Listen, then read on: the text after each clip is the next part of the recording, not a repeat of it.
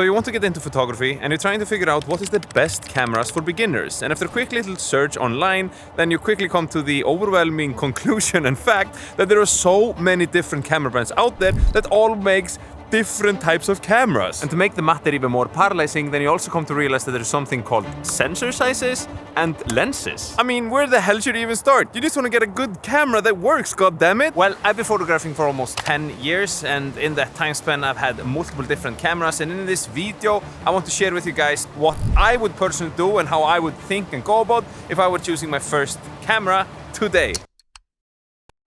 Now, the first thing that most people tend to worry about is the technology and the specs. I mean, nobody wants to be left with a cat in a sack or buy something that is not good enough. Now, I'm gonna take the controversial approach here and tell you that it doesn't really matter. That is a non-issue, and I'll tell you why in a second. Now, the first thing that I would do if I were picking a brand new camera today for the very first time is that I would go to the camera store and just hold all of the different cameras in the hand and really try to figure out and feel for myself how they feel in the hand. How does it feel when I'm holding this specific type of camera? Because you're gonna be holding this thing day in and day out, and the feeling when you're just snapping photos, it matters. And different cameras, they feel differently. For instance, I use Sony cameras. Many people think they suck. Maybe people think that they're all tech and don't have that vibe to them. For instance, Fuji, if you want to get them Fuji APS-C cameras, they're really retro. It's really fun just holding that camera. Nikon ZF, also going for the retro vibe. Do you like that? I don't know. You don't know till you try it out. You understand what I'm saying? Or if you're one of them that likes a smooth, really nice, non-boxy feel that Canon brings. And even if you decide to go and buy it on the second-hand market, which is something that I would 100% recommend that you do, especially for the first camera. I mean, I even do it today. So then I would still go to the camera store just to hand hold. In Icelandic we say handleika, which means hand play with the cameras. Now, the second thing that I would do is that I would ask myself, what are my friends using? And if you don't have any friends, then this does not apply to you. Now, the reason that I would personally ask myself that very specific question is that then I can get borrow, borrowing, that's a very Icelandic pronunciation, borrowing, roll the tongues with me, but then I could borrow my friends' lenses and try them out. You see, camera brands, they usually not only make cameras, but also lenses that then work for this specific camera. And even third-party lenses, then you're making lenses with different mounts that work for your camera. For instance, I have Sony camera, so Sony uses E-mount, so I can use E-mount lenses. Now, you can of course get adapters, but you might not necessarily have that. And usually, in my experience, native lenses or lenses that are made for the specific camera works better without an adapter, especially the autofocus and all that. Now, I could be wrong here, and today this has changed, but I'm getting a little bit old, and it used to be like that. By the way, if you want to level up your photography and maybe even the content creation game as a photographer, then I have a free weekly newsletter. It's just 2 or 3 minutes to read. I send out every single week with free tips, something that I think is valuable to share. And you also get my black and white preset pack for free as a thank you by signing up. So if that interests you and you want to take a game to the next level, then in the description, my friend, you can check it out there. Now, personally, for the last 8 or 9 years, then I've been using Sony cameras. And the reason I got into Sony cameras is super random. I called up my friend who's a filmmaker and was like, hey man, what camera should I pick? What camera should I pick? I was the same situation as you was now. I was just overwhelmed by all the choice and I wanted to pick something good. And he recommended Sony a6300. He said dude, check out this camera. It's a killer camera, super small, not too expensive. It can do all of this amazing stuff. And I picked that. Now, what happens then, if you've had a camera for quite some time, is you start to accumulate all the lenses. So currently, I own a bunch of different Sony bodies and a bunch of different lenses, both APS-C lenses and full-frame lenses. So if I were to switch totally a new brand today, I would have to firstly sell all of these lenses, which is it takes some time. Definitely possible, but a big mental hurdle. And then I would have to start to accumulate lenses for a specific system. Let's say there's Nikon. I would have to buy Nikon lenses. And this is such a big pain in the ass. And I know for myself that I'm just I just stick to Sony. But this camera is sick. I'm a huge fan. You should maybe consider it or not. Totally up to you.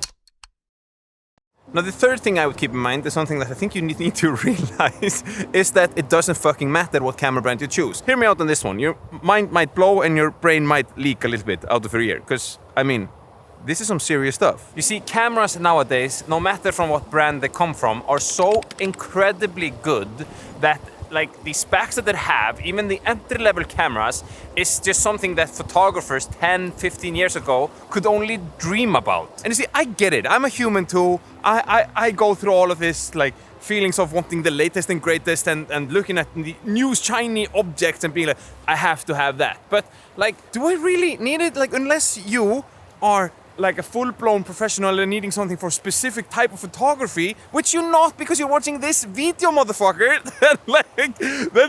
then you don't need like the Sony A9 Mark III, which is a killer camera for a very specific type of photography. This is not something that is like we have to even think about when we're starting out. You see, when you're a total beginner, the like main object and goal is to learn photography, composition, lighting, maybe some editing techniques, some photography techniques, leading lines, whatever.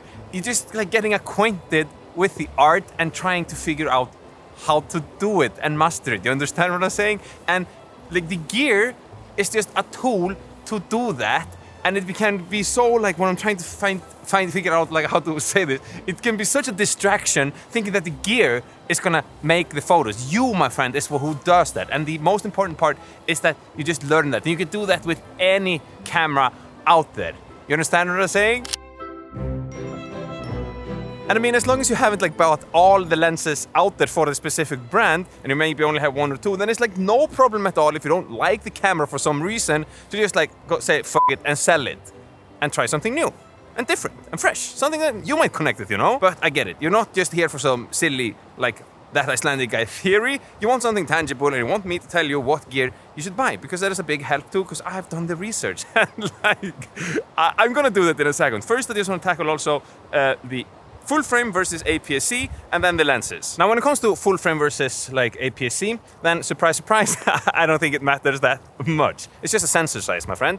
But like one thing, at least for the Sony ecosystem, that is like the ecosystem that I know like by far the most of, then APS-C cameras tend to be cheaper, or they are cheaper and smaller. So they're really nice if you're just starting out to get that. Plus, the cool fact with Sony APS-C is that both the full frame cameras and the APS-C cameras are equipped with E-mount, meaning that the lenses you get can work across all. So you can use full frame lenses easily on APS-C camera and vice versa. So I personally started with a Sony APS-C because you can find that on a really good price, and it's like nice, and you're not spending all the money on a hobby that already costs a ton, and you don't know if it's like gonna be like as obsessive as I think it. And my friend, again, like check out the second-hand market. That's where you can find really good deals. Also, one thing I think is good to keep in mind is that because, as we talked about before, cameras nowadays are just so good, then you can with like great confidence pick an older camera, like even 10 years or back, that is easily gonna be still good enough for photography today, like absolutely no problem. Now when it comes to lenses on the other hand, that's when things can get a little bit complicated, at least like overwhelming and a little bit paralyzing in the head,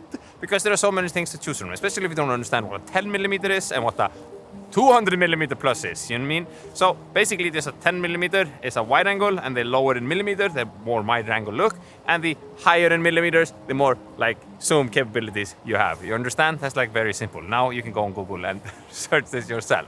Personally, if you're asking me, and thank you for the question, then I would personally choose a zoom lens, because then I'll just be covered with a lot of different ranges in one lens, and I don't have to like swap lenses all the time or buy multiple different lenses. And I know that prime lenses are like higher quality often, and you have lower f-stop, like lower aperture.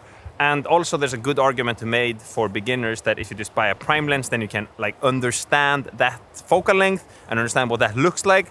But personally, I'm so much in a run and gun environment, so I'm like willing to sacrifice the quality for convenience and not having to switch lenses all the time. And because like I am in a run and gun environment, my photography and videography is just shot in the moment, so I can't be switching lenses all the time, because then the shot is gone. So I would much rather pick a zoom lens. And specifically, if it's a full frame, then I would go with a 24 to 70mm. That is the lens that sits by far the most on my camera. It's like almost 72% or something.